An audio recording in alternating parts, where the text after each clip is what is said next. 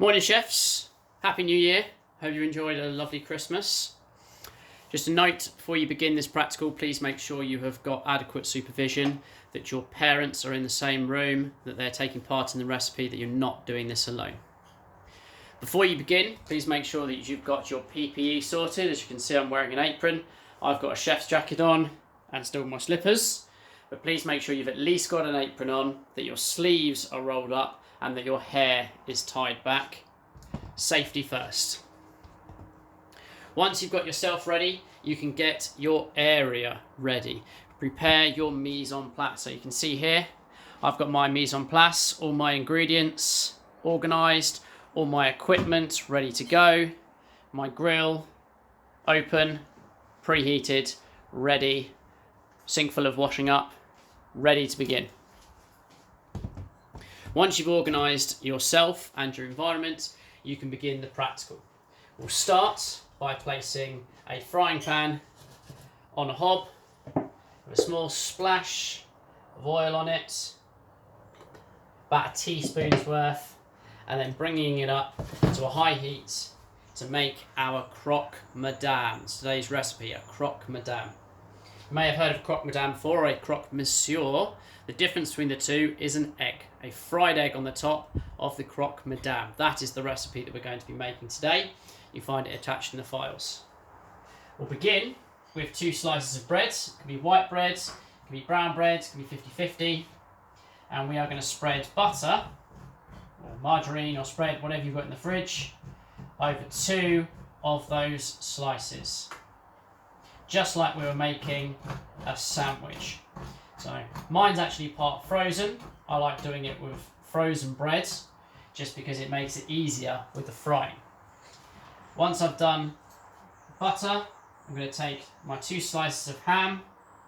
I'm going to place one on one side and save the other one.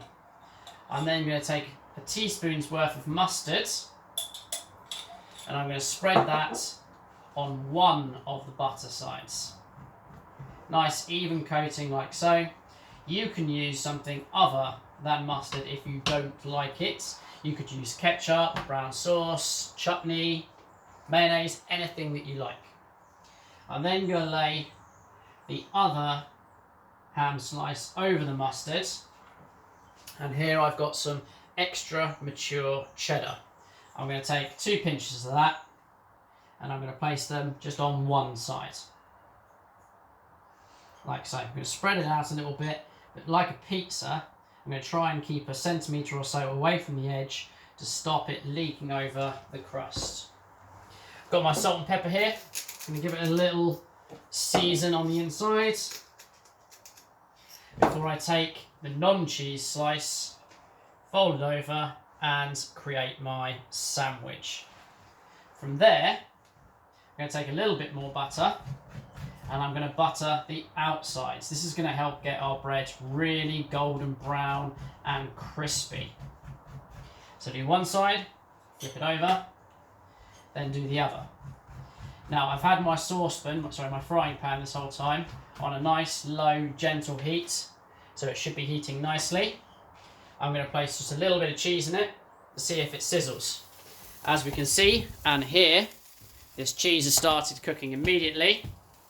So I'm going to place the sandwich straight in the middle there. I'm going to let it sit for about 30 seconds or so before I try and move it. I want the bread to start cooking immediately, but I don't want it to stick. So after about 30 seconds, I'm going to use a spatula.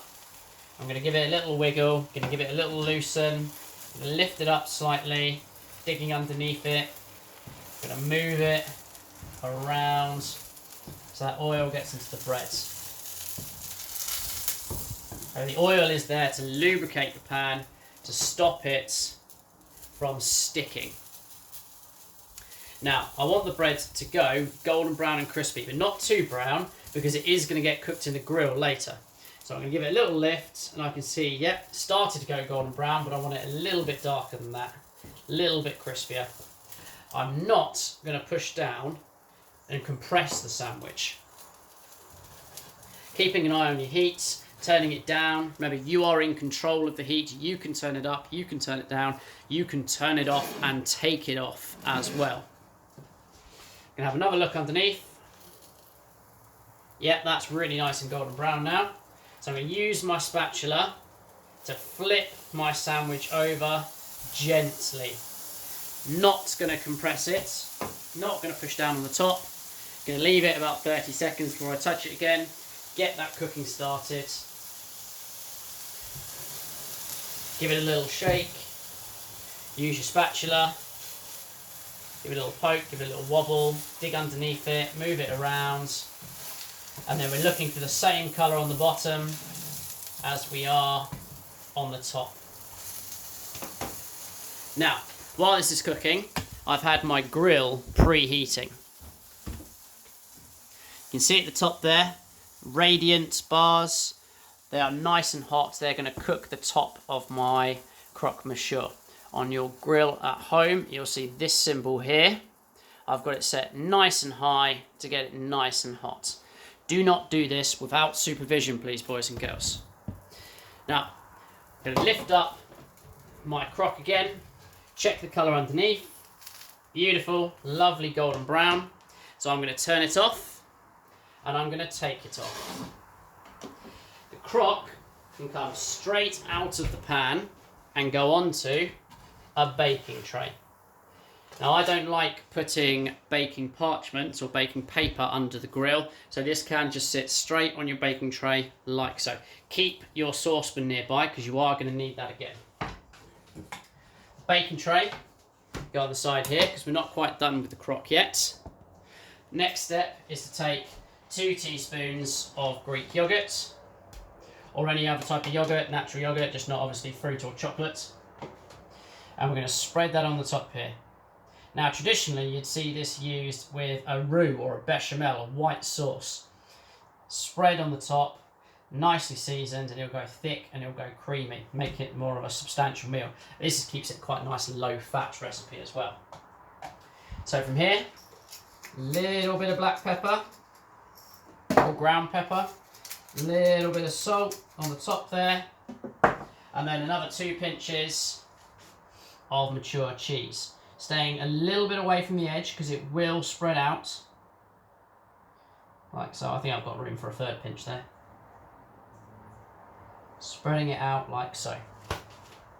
Once that's done, we can place the croque monsieur under the grill. Now, this is not going to take very long at all. Make sure that you keep the door open on the grill because otherwise it will go off. So you can see there the croque monsieur underneath the grill. That's going to take a couple of minutes. Now, while we're waiting, we can do the fried egg. It's the fried egg that makes this croque a madame. A croque monsieur has no egg. It's only a croque madame. When I fry an egg, I like to use cold oil in a cold pan because it stops the bubbling around the outside. But just to save up on washing up and time, I'm going to use the same pan that I did my croque in. So I'm going to spread the oil around, grab my egg, I'm going to give it just 2 gentle knocks on the work surface, prise my fingers into the crack, and then gently crack it into the pan from a low height, not from a high height. Otherwise, the yolk will definitely break. Fried egg, we don't want the yolk to break. I'm going to bring that back onto the heat now. Nice medium heat. And you can see that the translucent raw egg is already started to change colour. This process is called coagulation.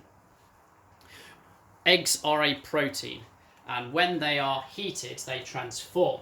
They thicken to either a thicker liquid or a solid. That is coagulation. So while the egg is cooking, I'm going to have a quick check on my croque.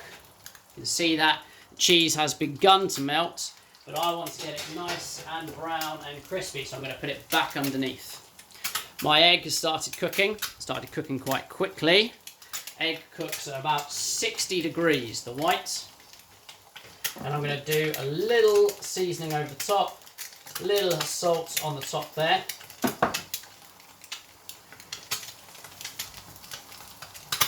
I'm just going to let it cook. You'll see that it becomes less and less translucent, although there is still some translucence on the white here. I like a nice runny yolk, but I do not like runny white. That will give you food poisoning. So while we're waiting for our two components here to cook, we'll start thinking about presentation.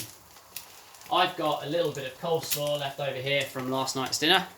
I'm going to use this to serve alongside my croque, but you could also use salad leaves, crisps, anything that you wanted to make it a more substantial meal or to make it more attractive. Let's take another look at the croque now. You can see that the cheese is now completely melted, but it's not yet golden brown and crispy. So we're going to put that back underneath. Let's have a look at the egg. We can see that this is now completely solid on the top of the white. So we're going to turn this off, take this off, and I'm going to gently work my spatula underneath, like so. It's nice and loose there, and I'll just leave it at the back of the oven here, ready for me to use shortly. While I'm waiting for my croque to finish cooking, I can start my presentation, I can start my cleaning up. Remember to be nice and hygienic with your workspace. Don't make a mess. Any mess you make, you're going to have to clean up later anyway. So I'm going to take a good spoonful of this mustard slaw made with carrots and onions, a little bit of garlic, and Brussels sprouts, raw ones from Christmas. I'm going to place that just off the centre. I'm going to double check on my croque again. Should be about ready now.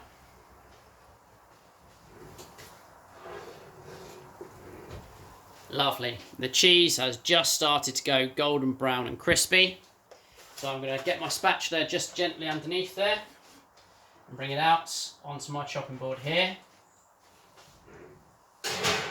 And I'm going to cut this in half just on the angle with some nice sharp lines, and it's going to add some height to my presentation.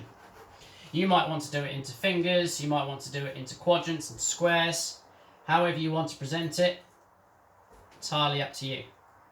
I'm going to place that on top of it there to give it a little bit more height.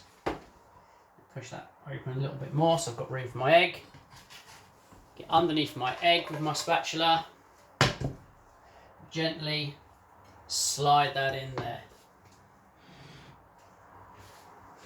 And that is how you make a croque madame. So, please have a go at that recipe. Please submit a photo to me on Show My Homework or in Teams. There is also going to be a quiz for you to do on this recipe. If you haven't been able to do the actual practical, you can still watch the video and participate in the quiz. If you are able to do the practical, fantastic. Still, please go ahead and do the quiz. I hope you enjoy the recipe. I hope you enjoy the croque madame, and I hope you have supervision and are safe working with your parents, working from home. Have a great day.